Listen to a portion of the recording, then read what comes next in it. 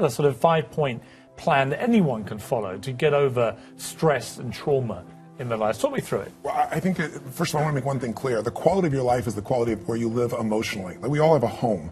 Angry people find a way to get angry, even if their life doesn't have anything to be angry about. We can always find it. Sad people find a way to be sad. Caring people find a way to care for other people.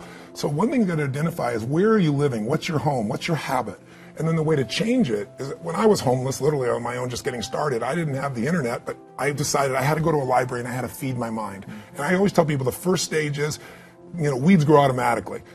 One of my teachers taught me, he said, every day stand guard at the door of your mind and feed it something good. Because if your worst enemy puts sugar in your coffee here, you're fine. If your best friend by accident trying to help you put some strychnine, you're dead.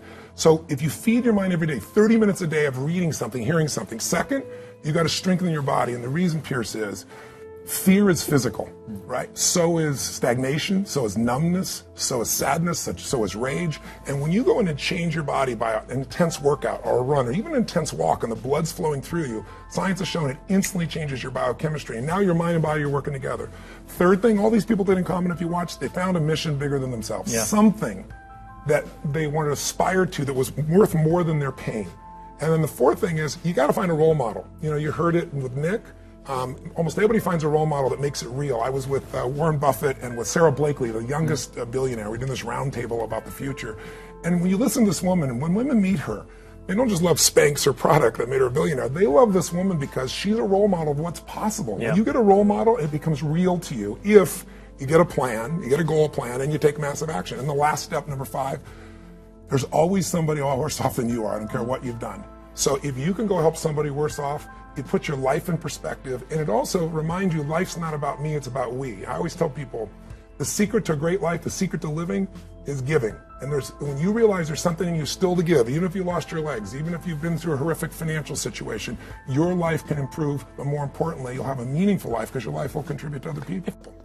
If you and I want to know what it takes to be happy, we have to understand what is our current blueprint of how our life's supposed to be. Now, what do I mean by blueprint? Well, we have a story in our head of how life's supposed to be. Some people's story is, you work hard in school, you become really great, you're a nice person, you're a good person, and then you grow up and you take care of yourself and you find the ideal man and you fall in love and you have a white picket fence and you have 3 perfect children and you live happily ever after. Somebody else's story, the old story was, you work really hard in school, you excel in college, you go to work for a big corporation, and you move up through the ranks until you're the president or chairman of the company, and you become successful and respected throughout life. These are some old stories. Obviously, the stories that we hear today of what people's lives are supposed to be like are completely diverse. We no longer have these little archetypes, but one archetype still seems to remain. And that archetype is, in order for you to really feel like you're enough, many people believe they have to achieve an enormous amount. They may do it in different ways. They may do it by building a company and taking it public when they're 27 or 25 years old, or they find and create a new technology, or they become a very special doctor. But we live in a culture in the West that teaches people that you're not enough unless you do something really special and unique, and we define special and unique in interesting ways. A school teacher is not special and unique. A mother who stays home with her children day and night, sculpting their minds, their bodies, their souls, and their future is not special. We live in a world today where we treat teachers like they're nobody and pay them accordingly, and we wonder why our children seem to have challenges in learning and growing or being engaged in school. When we spend thousands of dollars on some item like a computer, but what we look at overall, we invest in for the teacher and for that person who's the personal connection with them is so small. We live in a society where many women look down and say, well, you're just a housewife, you're just a mother. See, some of the pain we have in our society is not because there's one right or one wrong approach, but because we try to make everybody fit into some particular approach to life. Here's what's going to make you happy or make you unhappy in life. It's real simple. Let's do a quick test. If you're in a situation right now where you look at your life, I know there's an area of your life that you probably feel pretty darn good about. Even if you're not happy with your finances, I bet you feel damn good close to your kids. Or if you're not close to your kids, maybe you don't have any kids, maybe you feel really good about your career.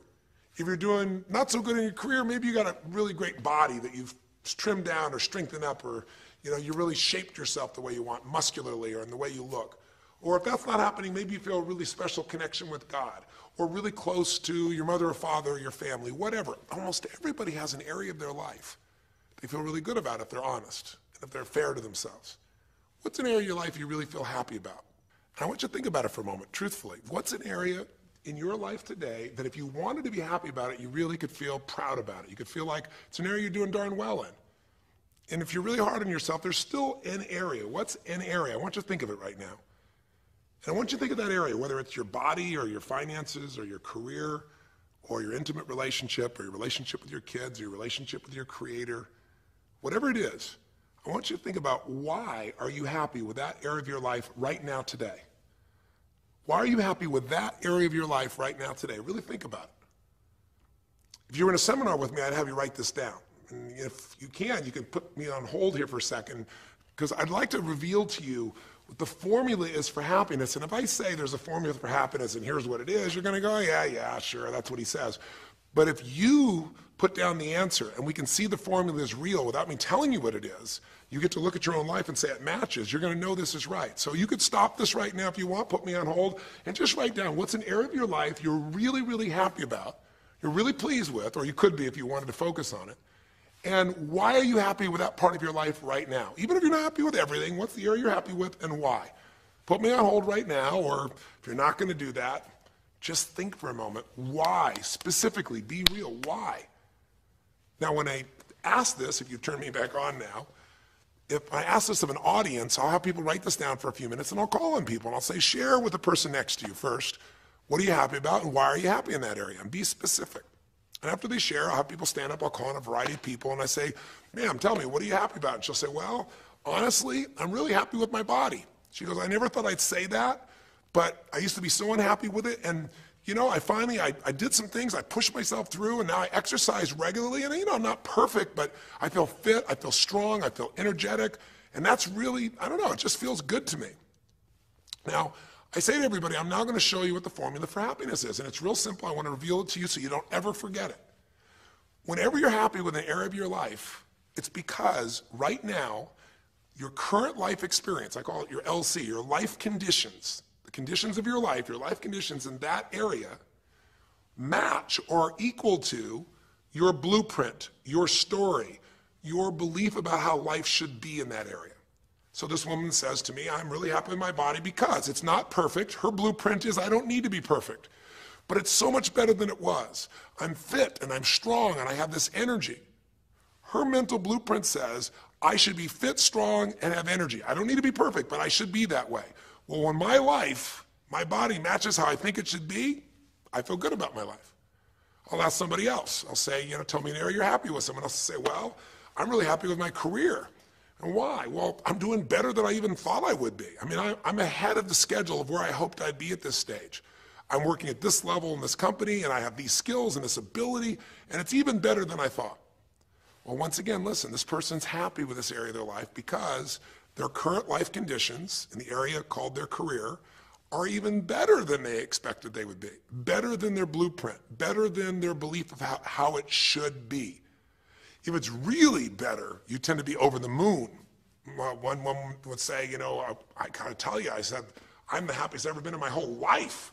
How come? She goes, because I have this man in my life and I'm in love with him and he loves me and I can be myself with him. And we have this incredible intimacy and this passion and we want to be with each other all the time and I never get bored with him. Well, what's her blueprint? You want to be with somebody that you can have total intimacy with, somebody who you love and loves you. Those are part of her rules, her beliefs of how it should be. She said, you know, it needs to be, I never want to be with anybody else. I want to be with them every moment. Her blueprint about how life should be and the way she lives, her relationship's even better than she hoped. When it's better than you hope, you're going to be totally excited. So think about this then. What's an area you're not happy with? Let's see if we can find the formula for unhappiness.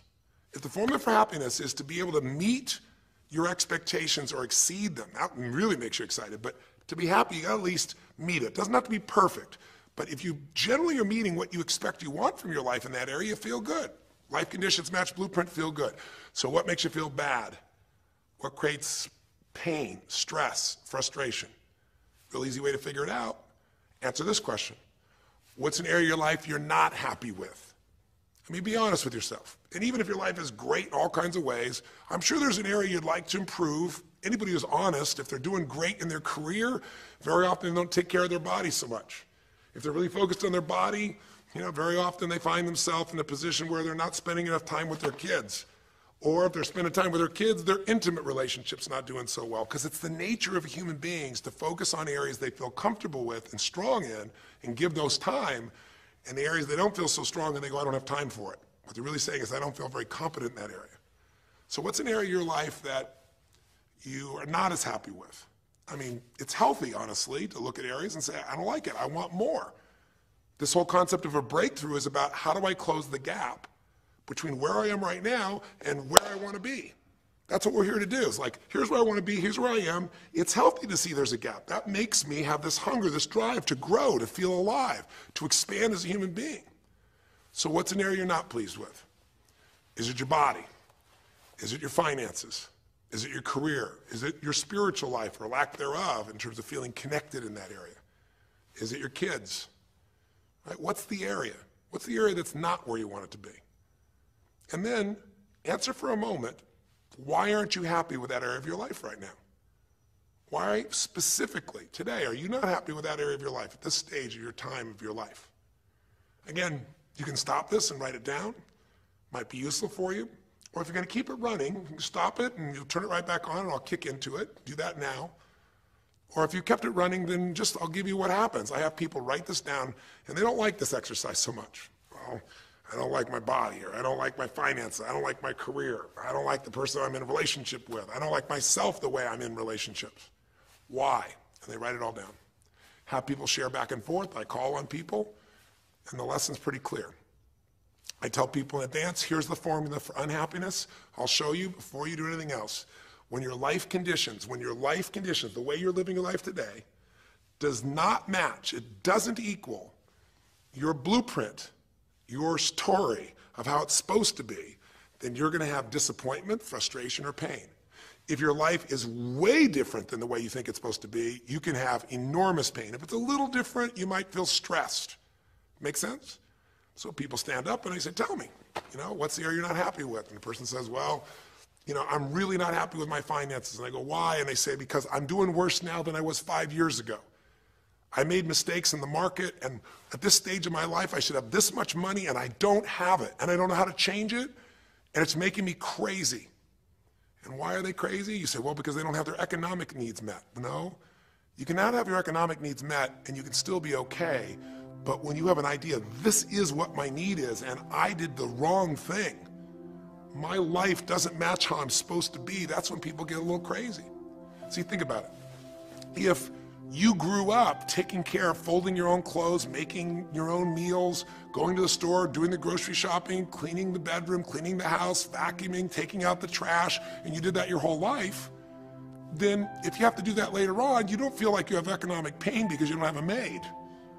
But if you grew up in an environment where everything was done for you, you never have to work, and now suddenly you have to work incredibly hard to just pay enough money to pay your bills, and all of a sudden food is building up and the house is dirty and your clothes aren't folded and nothing matches, you might find yourself really angry and frustrated because you have a different story about how life's supposed to be than how it is. Someone else will say, well, I'll tell you why, because I'm in a situation now where, I'm 30 pounds heavier than I should be. Should be is the key word. There are people in all cultures who love being big. There are people that will walk around and someone else might think they're massively overweight, but they're going, I own this, honey, and they really, truly, they match their blueprint. Big is beautiful, because their idea is big is beautiful. I'm big, that's beautiful, matches my blueprint. Rock and roll, I'm happy as can be. Somebody else can look like a twig and be stressed out saying, I hate my body, because their blueprint says I should be the skinniest thing on earth, and I'm not skinny enough. Am I making sense? When your life conditions don't match your blueprint, you're going to have pain. But here's when you suffer. When I ask people, who here has been through the dark night of the soul? Who's been here in a situation where you feel like life isn't worth living, or we feel like a pain that just will never go away? And a lot of people write down those experiences, like Joaquin. So you'll begin to understand what the issue is I'm talking about here. Joaquin, if you recall, was in a situation where this man felt like there was no reason to live. He couldn't work, he couldn't do anything, his life was worthless. Why did he think that? Because he had a blueprint. And his blueprint said, I need to be an NBA basketball player, or at least a professional basketball player. I need to be able to make money and have this great lifestyle because that's what makes me worthwhile as a human being. That's what makes my family respect me. My mother, my uncles, my aunts. I'm the successful one in the family and I make the money. I support everybody. He's a good man. He didn't come just to be successful. He took care of his mother, his family. He tried to be an inspiration for people. Joaquin Hawkins is a man who was always going out on his free time and training kids and showing them the pathway to freedom, how they could play basketball and get free like he did and get out of the inner city. So this man is not a selfish man, but he knew this is the way to be worthwhile. This is the way to be able to give to people. This is the way to take care of your family. And all of a sudden, one night, what happened? That way was taken from him. He has a stroke. And in the middle of the night, his life conditions make it impossible to be who he has to be, or he feels like he's worthless. You get it? We have an identity. We have a story of how we're supposed to be. And if life somehow gets in the way of that story, we feel pain. But if we feel we have no control, that's when we go into suffering. See, it's one thing to say my life doesn't match my blueprint, I gotta lose weight. That might stress you out. Or my life doesn't match my blueprint, I'm not in a relationship, I gotta get in one. That might motivate you even. You might not like it, but you're gonna find a way to get in one. Or my career doesn't match how I should be, you could change it. But when you start believing that your life doesn't match your blueprint and you have no control to change it, you're helpless, that's when people suffer. And so this week for your breakthrough, it's a chance for you to start to take a look at your blueprint anywhere you're really having pain. Hey, look, if you're doing great in some area of your life, celebrate it, of course, and I'm sure there are many areas you are. But life is really a series of growth spurts. I mean, two things in life make you feel alive: growing and giving. And what's really wonderful about this man, Joaquin, is he was constantly growing, trying to get better, trying to be a better teammate, a better basketball player. Think about it. When he didn't make the teams and he didn't make the NBA, he didn't give up. He worked even harder. The guy was always striving to become something. And he became it, and he achieved it, and then life took it from him. Isn't that the common denominator with so many of the people in the stories of this 6-part series that you saw, these 6 specials? I mean, Frank and Kristen had a blueprint of what life was supposed to be about. We're supposed to get married and have children, and we're going to have our own business. And all of a sudden, life doesn't match the blueprint. And suddenly, there's depression. Because in their case, they said there's nothing we could do. But they were wrong. They were wrong because they discovered, and Frank discovered, I can make a difference to my wife. The chair, even though I didn't create this and didn't ask for it, this chair does not define me. I can become more than I was before. I can have the impact with my wife. I can have children. We had to change his blueprint because we couldn't change all the conditions of his life. Does that make sense? I couldn't get him to physically walk again. Maybe someday he will, but we can't count on that. What we got to count on is that he can be fulfilled by seeing he isn't helpless. And I did that through a series of experiences that violated what he thought he couldn't do. The same thing was true with almost every one of the people we worked with at some level. And in Joaquin's example, it was also true. Joaquin said, well, I can't ever have this quality of life again because I'm not a professional basketball player. And he was locked into that mindset, and all of us get locked at times. But to his credit, to a system of steps, we were able to break him out of that. We were get him to see that he isn't helpless. Because here's your choice. Watch this now. If you're suffering, if you're in pain, your life doesn't match how you think it should be, and you think you're helpless to change it, now you have only 3 choices. Choice 1, blame something. And that's what Joaquin did, if you recall. He blamed his coach, he blamed what happened to him, and of course these things were outside his control. But he blamed his coach. And a big part of the healing, if you watch this session, was bringing his coach in and getting him to see, hey, you know what, all that anger, all that resentment inside of you, Joaquin, A, it's not based on the truth, and B, like Nelson Mandela said, you know, having resentment in your soul is like drinking poison and hoping that your enemy will die. It doesn't work that way. And when Joaquin was able to break out, his breakthrough was a change in perception, to realize this coach wasn't stopping me. I just felt like I lost everything, and so I don't know how to change it, so I'm looking for something to be mad about, someone to blame, so I don't have to blame myself, or I don't have to feel so helpless. Because when you're angry, you don't feel so helpless. You feel strong for the moment, even though it's a fake strength. When he was able to make that breakthrough, he could stop blaming. Because these are your three choices. When life doesn't match how you think it should be, blame something. An event, someone else, or yourself. As we talked about earlier in the series, blame games just destroy you. There's no progress when you blame. For the moment, you feel okay, but nothing changes. What are your real choices? You only have two choices in life. If life doesn't match your blueprint, you either have to change your life. That is, you got to say, you know what, my body isn't there, I'm going to go work out. My relationship isn't there, I'm going to change it. You know, I'm not making what I got to make, I'm going to retool, I'm going to get a new skill, I'm going to go back to school, I'm going to start a business, I'm going to do something. You have to do something to change your life. Or, in order for you to be happy, if you can't change your life, you're going to have to change your blueprint. Usually in life, it requires a little bit of each. Does that make sense? And if you change your life and change your blueprint, you can have an extraordinary life. And what you witnessed this man do was once he let go of his anger and his denial, once he started to look at things, he began to find by spending time with his family that he was worthwhile being loved whether he played basketball or not. Of course, he'd love to play basketball, but professional basketball was no longer a part of it. And we had to get Joaquin to shift that. And Joaquin is a metaphor for all of us. Because all of us are going to have times in our life when what we want or think life should be like isn't going to match how life really is. Those moments, if we blame, our life goes into pain. If we change, we can change our life and match our blueprint. But we have to also know when it's not within our control. And that's how we're able to make a shift and change what our story is for our life, what our expectations are, not by lowering them, but by changing what that model really is. I hope this makes sense to you. I'll give you a great example.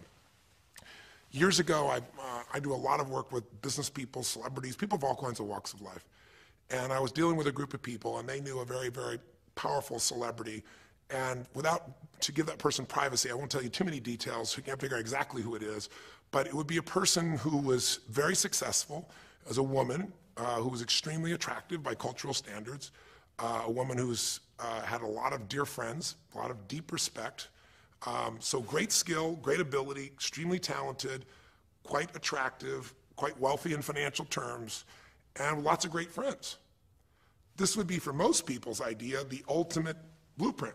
If your life matches that description, you must have an incredible life. But ironically, this particular individual, as famous as they were, was depressed all the time. They had seemingly everything, and yet the person was depressed. How do you get depressed when you're smart, and you're strong, and you're beautiful, and you got great friends, and you're rich, and you're famous? Well, it's real simple. People said, I don't know what it is. Everyone's tried to help her. She's been through counseling. She's got all these different drugs. Nothing's working. She's taking antidepressants, and she's still depressed, which is not uncommon, by the way. Because if you change the way you feel physically, but you still see your life doesn't match how you think it should be at some level, and you feel like you're helpless to change it, you're going to be depressed. So I said, bring her to me. I said, I can help her. I know that sounds like hyperbole, but I absolutely can help her. Well, how do you know that, Tony? Because I already know what the problem is. I know if someone's depressed, it's because they feel helpless because their life doesn't match how they think it should be. I just don't know what her blueprint is, but we'll find out what it is, and we'll either help her change her life, or we'll help her change her blueprint, or both. Long story short, and very quickly, I'll tell you the core of it. She came to me and she spent maybe the first half an hour telling me, apologizing, saying, I know I should be happier. I know it's silly for me to be depressed. I don't know why I'm so depressed. I know I should be grateful for what I have, and I am grateful. And it was all these reasons why she knows she should feel good, but still didn't. And I tried to finally explain to her, listen, I don't care about that. I care about you. The fact that you're not happy has nothing to do with what you have or don't have. The fact that you're not happy is that your life doesn't match the way you think it should be. And you have some idea of how you think it should be. And worse, if you're this depressed after all this time, you feel like you can't do anything. You have no power to change it. You feel helpless. And she looked at me in a certain way, and I said, so what is that? What did you want your life to be like? She goes, well, it sounds stupid. I said, it's not gonna sound stupid to me. She said, well, I don't know. I just always, since I was a little girl, dreamed that I would be married and I would have 3 basically perfect children, and they would love me totally, and I loved my husband, he loved me, and I said, okay, so how's that working for you so far? And she said, well, I think you know, because she's a pretty famous person. She said, I'm divorced twice, I have no children, and I'm now X age. And to give you a clue, that age would be an age where having a child, your own natural child at least, barring a medical miracle, is not going to happen. So I said to her, well, why don't you just adopt? She goes, no, that's not it. And so what I had to dig under is, remember we talked in one of the earlier sessions about there's the surface problem and then there's the deeper desire or need. So I said to her, I said, well, what if you couldn't have the husband but you could have the kids? And she smiled and she said, I'd take that. I said, well, why not adopt a kid? She goes, no, it has to be my own blood children. So I kept digging to find out what was behind her blueprint. Because your blueprint is just a projection of what you think you need to be happy. But as human beings, we're notoriously ineffective at knowing it's going to make us happy.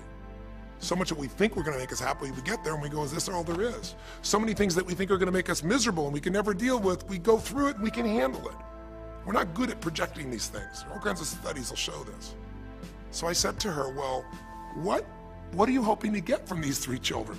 Why do they have to be your blood children? And she finally said, well, if they're my blood children, I know they'll always love me. They'll never leave me. What was she looking for? Unconditional love. She had this big blueprint that said, White House, picket fence, 3 children, perfect husband, all these different things. But what was behind that was a need to feel like she could have love that would be certain and wouldn't go away. So I can help her meet that need. So I said to her, I said, well, maybe one reason you don't have a husband is because every time you look at one, you're trying to figure out if he's going to get you those 3 kids in time and how that's going to happen. And maybe he feels a little stressed when you're looking at him this way because he can feel what's going on behind your bed, even if he doesn't know what the words are.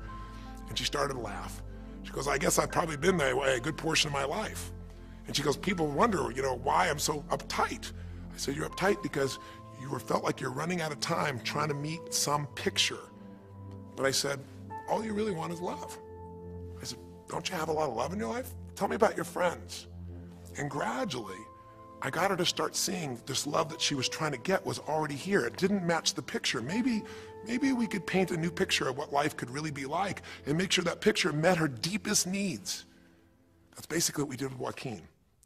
Joaquin wanted to be a professional basketball player because he loved basketball, yes, but also because he wanted to be that man who was a leader. He wanted to be the man who was the good man. He wanted to be the one who brought energy to people. He wanted to be the man people would look up to. He wanted to be the man who could take care of his family in style, all of his family, not just his daughters and his wife, but other people as well. Underneath it all, he wanted to know that he mattered. And through the process that you saw in this show, he began to find out that he didn't need to be angry at the world, that yes, his blueprint was taken from him, but his soul and his ability to be a special human being that could touch other people was not taken from him. That maybe his real gift was his ability to inspire young kids, his ability to get himself to do whatever it took. How did he become a professional basketball player? Unbelievable discipline, unbelievable drive. He started bringing that to picking up trash, and the game started to change. He started to have fun there. He could come home and take care of his kids and pay his bills. That doesn't solve everything, but it gives him a way to suddenly regain himself. When he sat around with all of his family, and you saw part of those scenes, and if you watch little areas of browsing this week, you'll see some more scenes from his family where you see him beginning to realize they love me whether I'm rich or poor. They love me whether I'm a professional basketball player or not. They love me. That's what he was really after. And when he got that, it allowed him to let go and say, I can do other things. That doesn't mean he won't have challenges. We're all going to have challenges in our life. It doesn't mean that at times he won't wish he's doing more. But he's no longer stuck. He's broken through because he now knows I have control. I can change my life or I can change my blueprint. And when I do, I can fulfill it. I can start to feel that aliveness. Now here's the trap. What do you think happens once you fulfill your blueprint regularly? Once you figure out how to do what you always dreamed of? You always dreamed to live a certain way, and now you're living that way every day. Well, the human nervous system, the human spirit needs to grow. So pretty soon you'll get bored with that, and you'll come up with a new blueprint. That's part of life that's exciting. See, if you and I from this day forward are going to be happy, just remember what we've said. It takes 2 things, grow and give. A meaningful life comes from growing, that sense of progress, and it comes from having life not just be about me, but about we, doing something that makes me feel connected to other people besides myself. That growth, that sense of contribution fills a deep spiritual need that we all have. If you are unhappy in your life, you got three choices, really two. Blame, that's not a choice, it's not gonna work. Don't blame someone else, don't blame the event, don't blame yourself, just figure out what you're gonna do to change your life. That's my specialty. If you like my coaching or my team's coaching, come visit with us, come to an event, come get a coach, come to a program, and we'll guide you through it more than just a few minutes like this, and we'll do it directly, in an environment that'll shift you. Or change your blueprint. You're gonna have to rewire what's going on inside, and that's what we focus on as well. So I hope this journey has been an interesting one for you. I hope it's opened up your eyes to what it takes to go from where you are to where you want to be. It takes changing your emotional pattern. It takes bringing presence to your life. It takes realizing you have no problems compared to somebody else and putting your life in perspective. It takes the ability to deal with those extreme stresses that happen in your life by questioning your limiting beliefs. And again, we'd love to coach you and show you how to change those in a permanent way where it happens automatically, just like lifting weights so often until the muscle's always there and you find yourself able to follow through. It takes for you to be able to figure out how to deal with crisis and how to turn it around. It takes facing your fear. It takes pushing yourself through what used to stop you. It takes putting yourself in a position where you connect to what's more important than just yourself, what you value than just yourself. And it takes, I think in this case also, the ability to realize that no matter what happens to you, you're more than that moment. You're more than the story you think you're supposed to be. And that even when you're not matching what you think you need to be, maybe there's a reason for that. Maybe you're having to find a different part of yourself that's going to fulfill you at a much deeper level. Sometimes failing to get your goal gives you your destiny. I can't tell you how many people I've known over the years who had an idea of what they thought their life was supposed to be like, and they didn't achieve it, and they felt miserable and upset and frustrated, and one day an opening happened, and they went, oh my God, thank God that didn't happen. I think it's Garth Brooks had a great song, and it's a song about when he was in high school, and he was in love with this girl, infatuated with her, and she didn't even know that he existed. And he prayed to God every day that she would notice him, that she would fall in love with him. And then sure enough, she never did. He was so disappointed. His blueprint didn't match. His life didn't match it because she didn't even know he existed. And he felt this suffering. He could do nothing to turn it around. Well, 15 years later, he became a guy named Garth Brooks, somebody everybody knew, and he could rock, stadiums with his energy and his song and his music. And he goes back to be at his high school reunion. I think it was his 15-year reunion, if I remember correctly. I don't remember the exact year, but all I remember is he said he saw that woman that he was so obsessed by. He was looking forward to seeing her. And now he was Garth Brooks, and he met her. And after he met her and spent some time with her, he wrote a song called Thank God for Unanswered Prayers. Sometimes not getting your blueprint's the best thing that ever happened, because the disappointment drives you to find something more important inside of you. Or not getting it makes you look for another aspect of your life, a spiritual aspect, a family aspect, a physical aspect. If you can just trust that life doesn't happen to you, it happens for you, then you can find in any situation a benefit that can take your life to the next level. I don't care if you're Frank and Kristen. I don't care if you're, Mandy and Scott. I don't care if you're Joaquin and Kim. Every one of us in our life is going to face situations where it feels like we have total trauma, something that's been taken from us. The real question is, what are you going to do with it? Some people just live in their story of what they don't have, and they have the right to do that. If Frank and Kristen lived in pain and felt bad, we'd all say they have the right to do it. It's the difference between what you have the right to do and what you deserve to give yourself and others. We have the ability to transcend whatever happens to us. There's something called post-traumatic growth. Very few people know about it.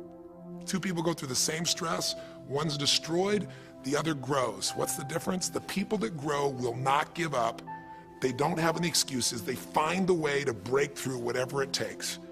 And when they do, three things happen. Number one, they realize who they really are and what they're capable of. They realize they're so much stronger than they thought they were. And number two, they deepen all their relationships. You want to know who really cares about you, who you love and who loves you? Go through some tragedy, go through some hard times. All your Facebook friends go away. Your real friends, your real family shows up for you, and you show up for them, and it deepens your relationships. And the third thing happens, if you can push yourself through and break through whatever challenges life gives you, is each time you have a breakthrough, you get stronger.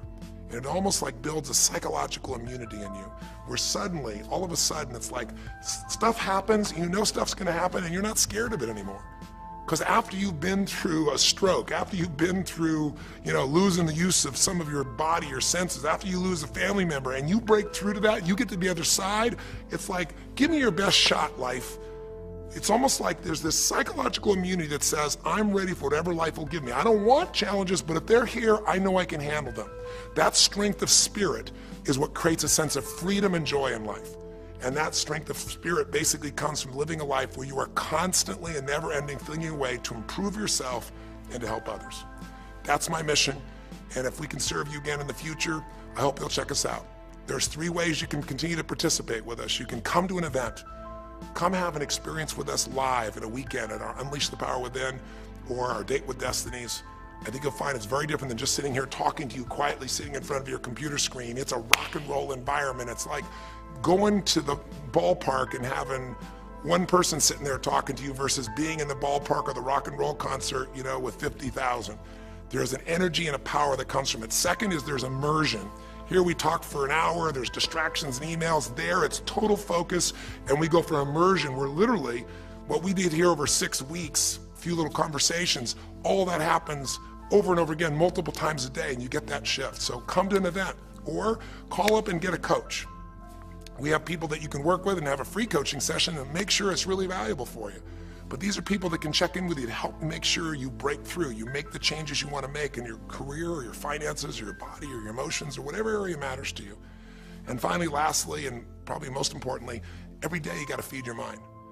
Because every day most of us are turning on, some form of news. It shows up in our pocket, in our Blackberries or iPods or our iPhones, I should say. It shows up on your computer constantly. It chases us, and it rarely does a good idea interrupt you.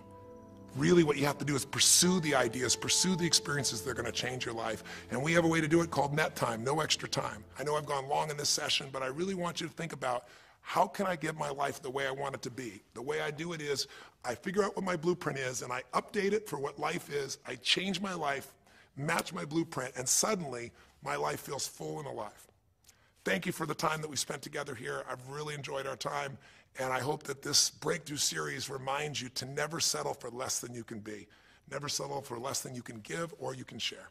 Live strong, live with passion, and God bless.